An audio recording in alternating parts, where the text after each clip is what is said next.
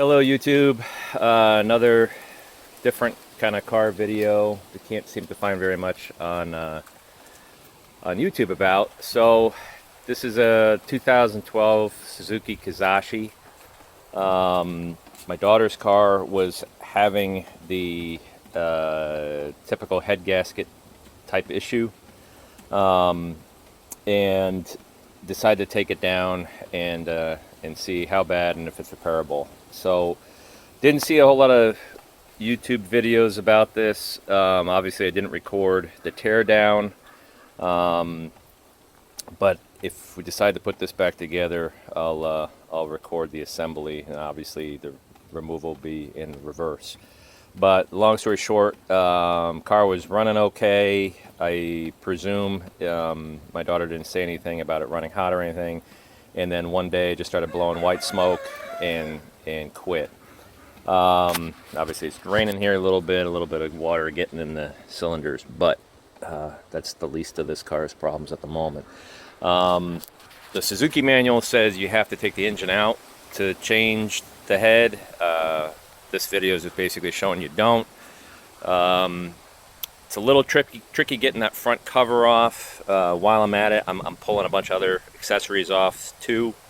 Gonna end up changing the radiator while we're at it, water pump, all that type of stuff. So I took off more than you need to, but again, just my daughter's car. She lives a couple hours away, so I wanted to lay eyes on everything to try to give it the best hope of running well.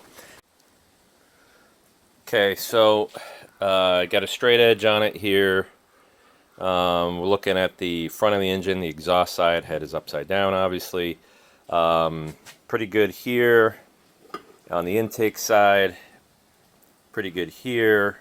I mean, could use a little machining, but not that bad. But right in the middle, I mean, you can kind of see that it daylights all the way through the center.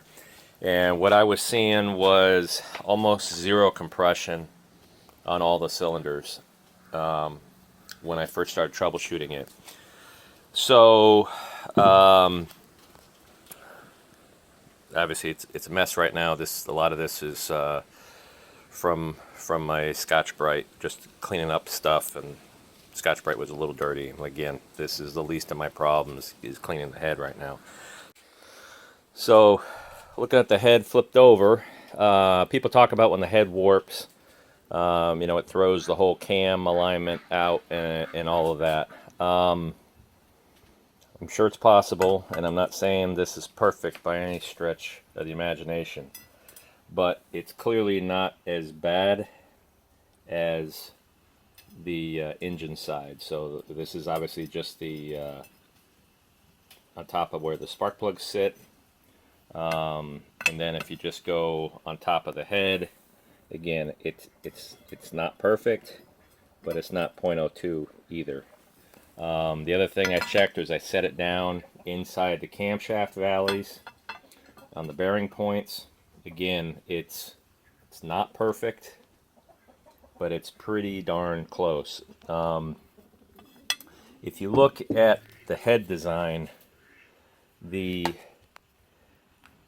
part of the head that is crowning up is not attached to these spark plug and cam supports bridge from the front to the back.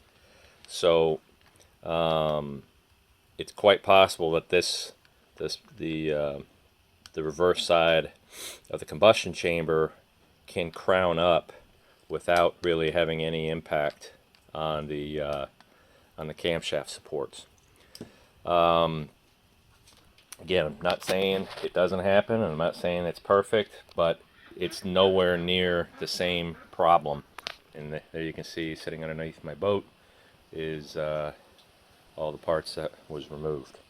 So I'm going to take the head in to machine shop tomorrow, see what they think. Obviously it pulled all the valves out, intake and exhaust.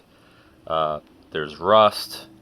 Just in general, the whole thing's just in pretty poor condition. So again, if the machine shop thinks they can take off 0.25 or so, get this thing relatively flat on the combustion chamber side. Then I'll invest in parts and do a video about putting this whole thing back together.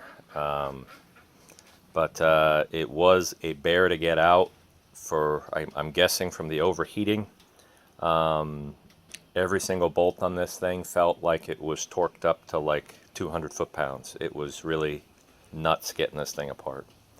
But other than that, other than the just breaking fasteners loose, it wasn't that difficult. I would say all in all, probably got about 4 hours into teardown, which a lot of that was just, like I said, messing with bolts.